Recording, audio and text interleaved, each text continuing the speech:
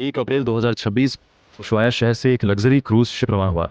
इस जहाज़ पर लगभग 150 यात्री और क्रू मेंबर्स थे, जो 23 अलग अलग देशों से आए थे। ये जहाज़ अंटार्कटिका और दक्षिण अटलांटिक के दूर दराज द्वीपों की यात्रा पर निकला था। शुरुआत में सब कुछ बिल्कुल परफेक्ट था।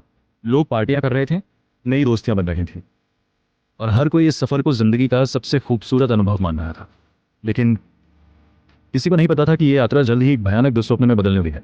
करीब 5 दिन बाद एक 70 वर्षीय डच यात्री को अचानक तेज बुखार और सिर दर्द हुआ। उसे हल्का दस्त भी था। वह जहाज के डॉक्टर के पास गया। शुरुआत में किसी ने इसे गंभीरता से नहीं लिया।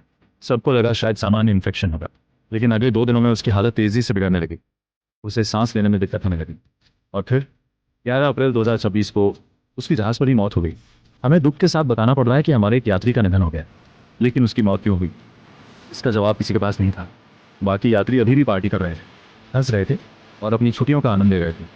उन्हें बिल्कुल अंदाजा नहीं था कि मौत अब उसी जहाज़ पर घूम रही। 24 अप्रैल को जहाज़ सेंट हेलेना द्वीप पहुंचा। मृत यात्री की पत्नी अपने पति के शव के साथ जहाज़ से उतर गई और वहां से दक्षिण अफ्रीका चली गई। लेकिन कहानी यहीं खत्म नहीं हुई।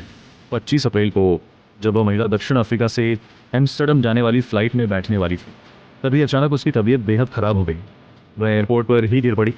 अगले ही दिन 26 अप्रैल को उसकी भी मौत हो गई। अब जहाज़ पर डर फैलने लगा था, क्योंकि इसी दौरान बाकी यात्री भी बीमार पड़ने लगे। 28 अप्रैल को एक जर्मन महिला बीमार हुई और सिर्फ 4 दिन बाद 2 मई को उसकी भी मौत हो गई। अब ये साफ हो चुका था कि जहाज़ पर कुछ बहुत खतरनाक फैल चुका है, लेकिन आखिर वो क्या था? 2 मई को वर्ल्ड हेल्थ ऑर्गेनाइजेशन को इस पूरे मामले की जानकारी दी गई।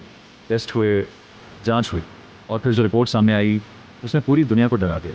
हंटावायरस, Hantavirus. Deadly hantavirus. The hantavirus.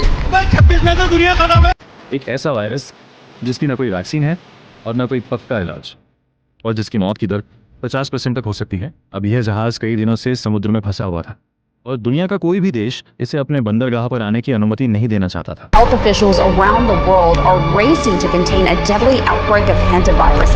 हंटावायरस दुनिया के सबसे खतरनाक वायरसों में से एक।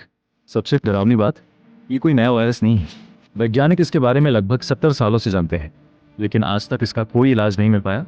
असल में हंटावायरस एक अकेला वायरस नहीं, बल्कि वायरसों का पूरा परिवार है। ये मुख्य रूप से चूहों में पाया जाता है और वहीं से इंसानों में फैलता है। अलग अलग चूहे अलग अलग प्रकार के हंटावायरस फैलाते हैं। इनसे इंसानों में 2 बेहद खतरनाक बीमारियां होती हैं। पहली HFRS यानी haemorrhagic fever with renal syndrome. इस बीमारी में इंसान की किडनी फेल होने लगती है और शरीर के अंदर ब्लीडिंग शुरू हो जाती है। दूसरी बीमारी HPS एंटीवायरस पुल्मोनरी सिंड्रोम। ये और भी ज़्यादा खतरनाक है। इसमें फेफड़ों में पानी भर जाता है, इंसान को सांस लेने में तकलीफ होती है और आखिरकार दम घुटने से मौत हो जाती है। इसकी मृत्यु दर लगभग 50% तक बताई जाती है। और सबसे खतरनाक बात, आज तक ना US food and drug administration और ना ही WHO ने इसकी कोई वैक्सीन मंजूर की। डॉक्टर सिर्फ सपोर्टिव केयर दे सकते हैं, बाकी लड़ाई शरीर की इम्यूनिटी को खुद लड़नी पड़ती है। आधुनिक इतिहास में यह वायरस पहली बार 1950 के दशक में कोरियन वॉर के दौरान सामने आया। अचानक हजारों सैनिक बीमार पड़ने लगे। उन्हें तेज बुखार, उल्टियां और किडनी फेलियर होने लगा। करीब 15% सैनिकों की मौत हो गई।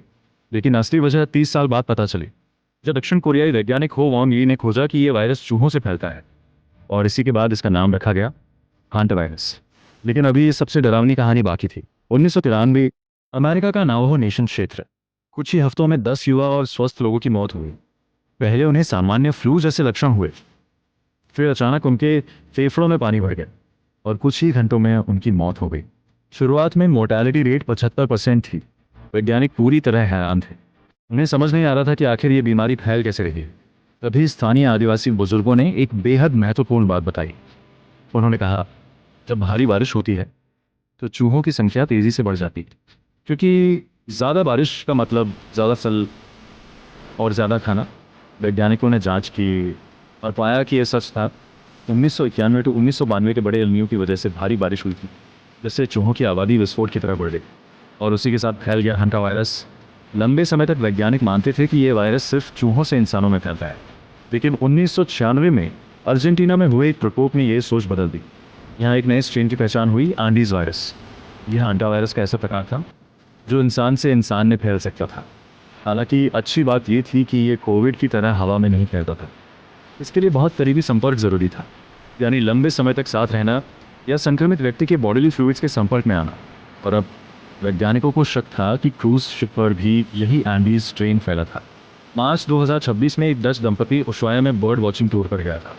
वहाँ भी एक ऐसे लैंडफिल इलाके में पहुंचे जहाँ बड़ी संख्या में चूहे थे। संभवतः वहीं से वे संक्रमित हुए, लेकिन उन्हें कोई लक्षण नहीं दिखे और वे सीधे क्रूज शिप पर चढ़ गए। यहीं से जहाज़ पर मौत का खेल शुरू हुआ।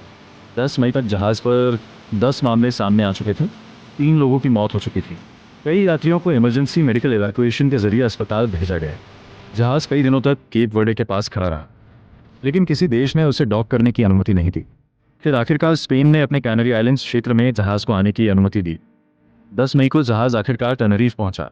लेकिन अब सबसे बड़ा सवाल था, क्या ये दुनिया की अगली महामारी बनने वाला है? पूरी दुनिया डर चुकी थी, लेकिन वैज्ञानिकों के अनुसार हैंटावायरस की अगली महामारी बनने की संभावना बहुत कम है और इसके पीछे 2 बड़े कारण हैं। पहला, इस वायरस की ट्रांसमिशन विंडो बहुत छोटी होती है। अगर संक्रमित व्यक्ति बीमारी की शुरुआत के 1-2 दिनों में वायरस नहीं फैलाता, तो उसके बाद संक्रमण फैलने की संभावना बेहद कम हो जाती है। दूसरा, ये वायरस कोविड या फ्लू की तरह हवा में नहीं फैलता। इसके लिए बहुत करीबी संपर्क जरूरी होता है। यही वजह है कि वर्ल्ड हेल्थ ऑर्गेनाइजेशन ने भी कहा कि दुनिया की आम आबादी के लिए इसका ओवरऑल रिस्क कम है, लेकिन ये खतरा अभी भी बहुत बड़ा है, क्योंकि संक्रमित इंसान के लिए ये वायरस बेहद घातक साबित हो सकता है। और चौंकाने वाली बात यह है कि इसका संबंध एल नियो से भी जुड़ा हुआ है। ज़्यादा बारिश मतलब ज़्यादा चूहे, और ज़्यादा चूहे मतलब वायरस फैलने का ज़्यादा खतरा।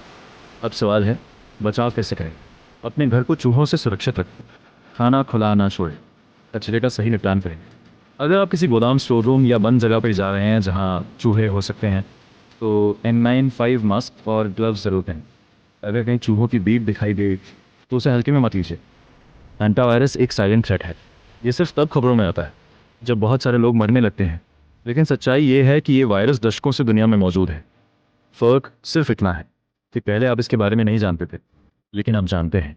और जब तक इसका इलाज या वैक्सीन नहीं बनता, तब तक सबसे बड़ा हथियार सिर्फ एक है, अवेयरनेस और प्रिवेंशन।